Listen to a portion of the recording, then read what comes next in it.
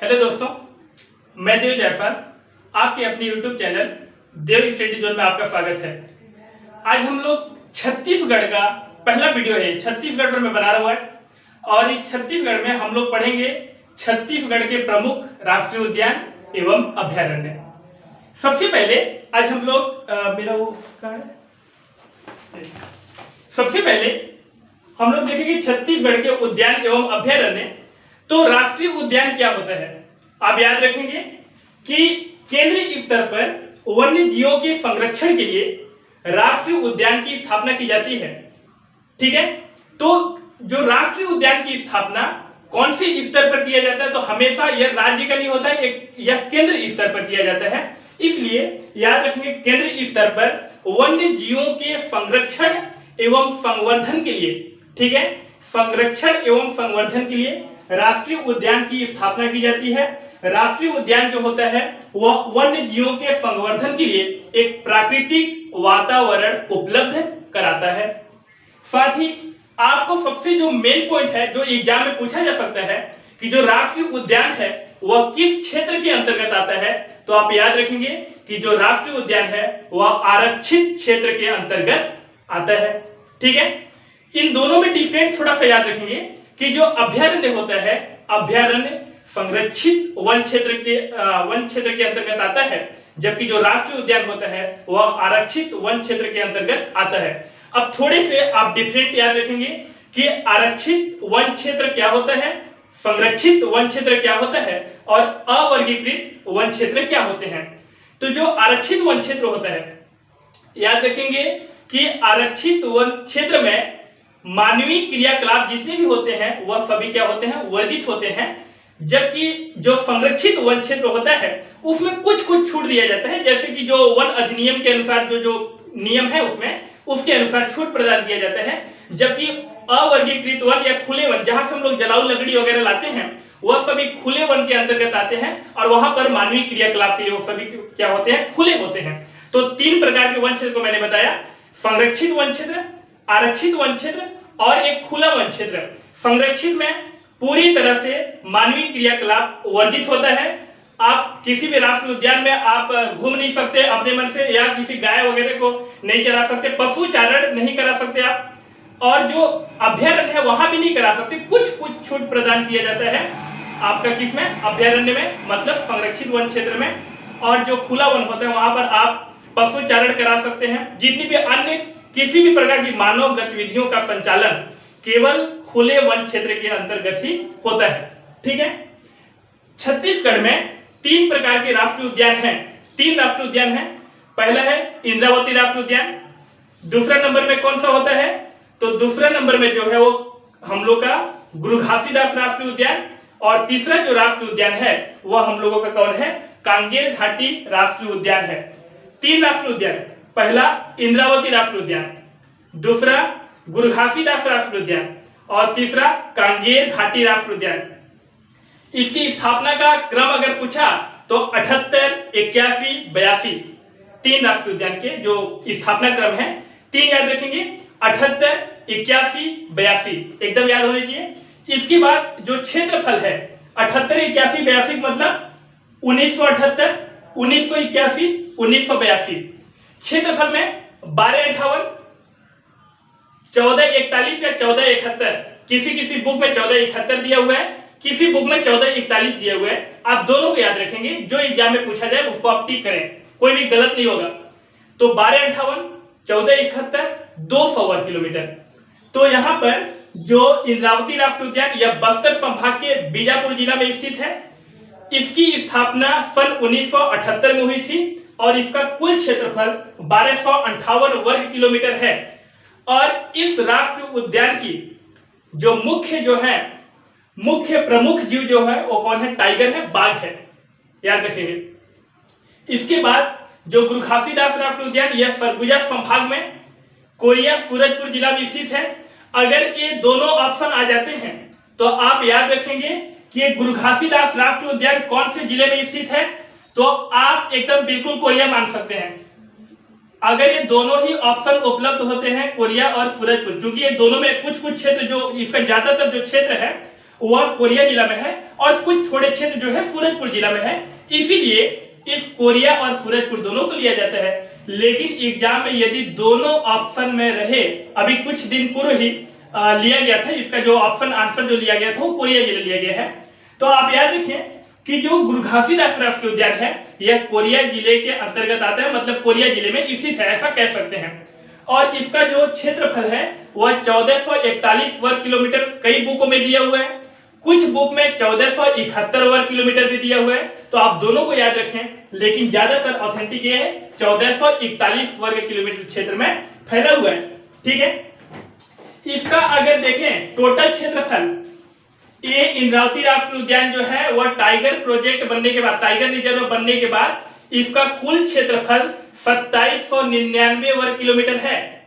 आप याद रखेंगे इंद्रावती राष्ट्रीय उद्यान का कुल क्षेत्रफल टाइगर रिजर्व 2009 टाइगर रिजर्व बनने के पश्चात इसका कुल क्षेत्रफल 2799 वर्ग किलोमीटर कितना है? 2799 वर्ग किलोमीटर है। लेकिन इसका जो कोर क्षेत्र है, कोर क्षेत्र कितना है? 1258 वर्ग किलोमीटर में फैला हुआ है। इसके बाद कांगेर घाटी राष्ट्रीय उद्यान, यह बस्तर जिले में स्थित है। 1982 में इसकी स्थापना हुई और इसका क्षेत्रफल 200 वर्ग किलोमीटर है। आप यदि इसके अनुसार अध्ययन करें तो सबसे पुराना राष्ट्रीय उद्यान इंद्रावती राष्ट्रीय उद्यान, छत्तीसगढ़ का सबसे प्राचीन राष्ट्रीय उद्यान कौन सा है? इंद्रावती राष्ट्रीय उद्यान। छत्तीसगढ़ का सबसे नवीन राष्ट्रीय उद्यान कौन सा है? तो आपका आ जाएगा कांगेर घाटी राष्ट्रीय उद्यान। यदि पूछेगा कि क्षेत्रफल के आधार पर सबसे छोटा राष्ट्रीय उद्यान कौन सा है, तो आप बिल्कुल, जब ये आपको याद होगा तो आप बिल्कुल अलग कर सकते हैं कि सबसे छोटा राष्ट्रीय उद्यान क्षेत्रफल के आधार पर कौन सा है? कांगेर घाटी राष्ट्रीय उद्यान है। इतनी क्लियर होने के बाद राष्ट्रीय उद्यान पूरी तरह से क्या हो जाता है? खत्म हो जाता है। अब हम लोग आ जाते हैं छत्तीसगढ़ के अभ्यारण्य में। छत्तीसगढ़ में कितने अभ्यारण्य हैं? 11 अभ्यारण्य हैं छत्तीसगढ़ में। याद रखेंगे छत्तीसगढ़ में 11 अभ्यारण्य हैं और अभ्यारण्य वन्य जीवों की संरक्षण के लिए भी अभ्यारण्य बनाया जाता है। और जो अभ्यारण्य है यह संरक्षित वन क्षेत्र के अंतर्गत आता है। मैं बड़े ट्रिक से अभ्यारण्य को याद कराने की कोशिश करता हूं। सबसे पहले इसकी स्थापना के आधार पर 11 अभ्यारण्यों को देखेंगे। पहले याद रखेंगे 74, 75, 76। एक बार में याद रखेंगे 74, 75, 76। 3 सन हो गया। तो 3 सन आपको याद होने चाहिए, 74, 75, 76। एक ब्रेक करेंगे, इसके बाद बोलेंगे 78। तो 4 हो गए सन हो गए, 74, 75, 76, 78। एक 5वां सन 2001। ठीक है, इतने क्लियर होने चाहिए। तो मैंने सन याद कराया है अभी, और कौन कौन से उसको करा दूंगा। तो एक सुर में बोलेंगे 3, 74, 75, 76। फिर ब्रेक होंगे थोड़े से, फिर 78 एक बार, फिर ब्रेक होकर डायरेक्ट छलांग मारेंगे 2001। अब याद रखें सबसे पहले 74 जो है, 74 सीता नदी अभ्यारण्य 1974। यह छत्तीसगढ़ का सबसे प्राचीन अभ्यारण्य है, ये भी आपको याद रखने होंगे। यह छत्तीसगढ़ के धमतरी जिला में स्थित है। कई बार एक क्वेश्चन पूछा गया है कि सीता नदी अभ्यारण्य छत्तीसगढ़ के कौन से जिले में स्थित है, तो आप याद रखेंगे छत्तीसगढ़ के धमतरी जिले में स्थित है। यह छत्तीसगढ़ का सबसे प्राचीन अभ्यारण्य है। तो 74, 75, 76, 78, 2001 5 सन मैंने याद कराया है। इसके बाद क्या हो जाएगा कि अब यहाँ पर 74 में एक हमने याद कर लिया, सीता नदी अभ्यारण्य धमतरी में है, सबसे प्राचीन अभ्यारण्य है। 75 में आप याद रखेंगे, 75 में 3 याद रखेंगे, A, B, G। 75 में 3 A, B, G। A से अचानक मार, B से बादल खोल, ठीक है, और G से गोमर्दा। ठीक है, A, B, G। A से कौन हो जाएगा? अचानक मार, B से बादल खोल, और G से क्या हो जाएगा? गोमर्दा। अचानक मार कहां है? तो अचानक मार मुंगेली जिला में है। B से बादल खोल जसपुर में है, और G से गोमर्दा रायगढ़ है। इसी गोमर्दा रायगढ़ में सोन कुत्ता पाया जाता है। एक प्रमुख जीव जो है सोन कुत्ता कहाँ पाया जाता है? तीसी गोमर्दा रायगढ़ में सोन कुत्ता पाया जाता है। तो हमने 75 में 3 याद कर लिए, A, B, G याद कर लिए, जो कि बादलखोल जसपुर में है, गोबर्दा रायगढ़ में है और आपका अचानक मार कहाँ है? मुंगेली में है। इसके बाद 76 जो है, 76 में केवल एक बालनवापरा अभ्यारण्य, और यह बालनवापरा अभ्यारण्य कहाँ है? महासमुंद में। इसी अभ्यारण्य में सर्वाधिक सांप पाए जाते हैं। याद रखेंगे कि इसी अभ्यारण्य में क्या पाए जाते हैं? सर्वाधिक सांप जो है वह बालनवापरा अभ्यारण्य महासमुंद में ही पाया जाता है। तो 74, 75, 76 हो गया। एक जब थोड़े से ब्रेक होकर जब 78 में जाएंगे, उत्तरी छत्तीसगढ़, बलरामपुर जिला, वहां पर आपका कौन कौन है? तो तमोर पिंगला बलरामपुर में और सेमर सोत बलरामपुर में। तो 78 में हमने दो एक साथ, दोनों एक ही जिले में हैं और दोनों 78 में स्थापित हुए हैं। तो तमोर पिंगला कहाँ है? बलरामपुर में है, और सेमर सोत जो है वो भी कहाँ है? बलरामपुर जिले में स्थित है 78 में। अब 78 के बाद आ जाएंगे 83 में आपका 3 है, ठीक है। ये तीनों के तीनों कहाँ है? साउथ छत्तीसगढ़ में, दक्षिण छत्तीसगढ़ में है 83 वाले। पहले भैरमगढ़, पामेड़, उदयंती, ये तीनों को याद रखेंगे। दक्षिण छत्तीसगढ़ में 3 है, भैरमगढ़ बीजापुर में है, पामेड़ बीजापुर में है और उदयंती कहाँ है? गरियाबंद में, ठीक है। तो ये तीनों के तीनों, अच्छा आप याद रखेंगे कि सेमर सोत और बलराम जो तमोर पिंगला, जो उत्तरी छत्तीसगढ़ के जितने भी अभ्यारण्य हैं वहां पर सर्वाधिक नीलगाय पाए जाते हैं। इसको आप बहुत अच्छे से याद रखेंगे। जो नीलगाय वगैरह हैं वो उत्तरी छत्तीसगढ़ में ज्यादातर पाए जाते हैं, इसीलिए इन दोनों ही अभ्यारण्यों में नीलगाय की संख्या पाई जाती है। तो 83 में 3 पढ़ लिए, भैरमगढ़, पामेड़ और उदयंती। भैरमगढ़ बीजापुर जिले में, पामेड़ बीजापुर जिले में, उदयंती गरियाबंद में। अभी हाल ही रिसेंटली एक एग्जाम में पूछा गया था कि उदयंती अभ्यारण्य कौन से जिले में स्थित है? तो उदयंती अभ्यारण्य कौन से जिले में स्थित है? गरियाबंद जिले में स्थित है।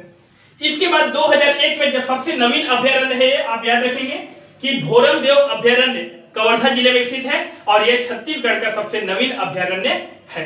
ये भी आपको याद होनी चाहिए। तो ये अभी हमने स्थापना के आधार पर छत्तीसगढ़ के 11 अभ्यारण्यों को हमने देख लिया। अब लास्ट जो है वो हम लोग देखेंगे क्षेत्रफल के आधार पर। अगर पूछ देगा तो आप कैसे मिलान करेंगे? हो सकता है आपको मिलान करने, मैच करने के लिए भी आ सकता है। एक साइड उसके स्थापना का क्रम दे सकते हैं, एक क्षेत्रफल का क्रम दे सकता है और उनके नाम दे सकते हैं। अगर जब बहुत ही टफ क्वेश्चन पूछा जाएगा छत्तीसगढ़ में तो उसमें 4 अभ्यारण्य के नाम दे देगा, उनके स्थापना का क्रम दे देगा और उनके क्षेत्रफल का क्रम दे देगा और आप उसमें मैच करने होंगे। अगर आप नहीं जानते रहेंगे, कम से कम 1-2 को अच्छे से याद नहीं होगा तो आप फिर मैच नहीं कर पाएंगे। इसीलिए आप अब क्षेत्रफल के आधार पर देखेंगे। क्षेत्रफल के आधार पर पहले हम लोग उत्तरी छत्तीसगढ़ से चालू करते हैं। उत्तरी छत्तीसगढ़ में 2 हैं, एक तमोर पिंगला है और दूसरा कौन है? सेमर सोत है। तो छत्तीसगढ़ का सबसे बड़ा अभ्यारण्य क्षेत्रफल के आधार पर तमोर पिंगला अभ्यारण्य है, जिसका क्षेत्रफल है 608 वर्ग किलोमीटर अथवा 607 वर्ग किलोमीटर। कहीं कहीं बुकों में अलग अलग रहता है, उतना टेंशन लेने की आपको बिल्कुल जरूरत नहीं है। लेकिन 607 वर्ग किलोमीटर या किसी बुक में 608, कोई मुझे गाली नहीं देगा, ये 608 कहीं कहीं लिखा रहता है, 607 लिखा रहता है, तो मेरी गलती नहीं है, वो बुक वालों की गलती है। तो ये 607 वर्ग किलोमीटर है तमोर पिंगला का। इसके बाद सेमर सोत बलरामपुर, इसका वर्ग किलोमीटर, इसका कहीं कहीं 430 है और कहीं कहीं 446 है। लेकिन ऐसे ऑप्शन इतने नजदीकी ऑप्शन नहीं आते हैं, टेंशन बिल्कुल लेने की जरूरत नहीं है। आपको क्रम याद होने चाहिए। पहला है तमोर पिंगला और चौथा नंबर में है सेमर सोत, चौथा नंबर पे। दूसरा नहीं सोचेंगे, क्योंकि मैंने एक बार भी इसलिए लिखा है क्योंकि यहाँ पर दोनों एक ही जिले में स्थित हैं, इसलिए मैंने पहले नंबर और चौथे नंबर को क्या लिख दिया? साथ में लिख दिया। तो पहला नंबर पे तमोर पिंगला है 607 वर्ग किलोमीटर, चौथे नंबर पर सेमर सोत है 430 वर्ग किलोमीटर इसका क्षेत्रफल है। अब पहला चौथा हो गया, तो दूसरा और तीसरा कौन है? तो आप याद रखिए, दूसरा में सबसे प्राचीन अभ्यारण्य सीता नदी अभ्यारण्य है। तो सीता नदी अभ्यारण्य दूसरा है, इसका क्षेत्रफल 553 वर्ग किलोमीटर है। तीसरा नंबर में अचानक मार्ग है, जहां सर्वाधिक बाघ पाए जाते हैं। बाघ के लिए फेमस है अचानक मार्ग। अभी कुछ ही जब पहले का जो जनगणना था उसमें 46 जो 19 बाघ जो थे वो केवल अचानक मार में ही पाए जाते थे। तो आप याद रखेंगे जो तीसरा नंबर है वो अचानक मार मुंगेली में है, उसका 551 वर्ग किलोमीटर इसका क्षेत्रफल है।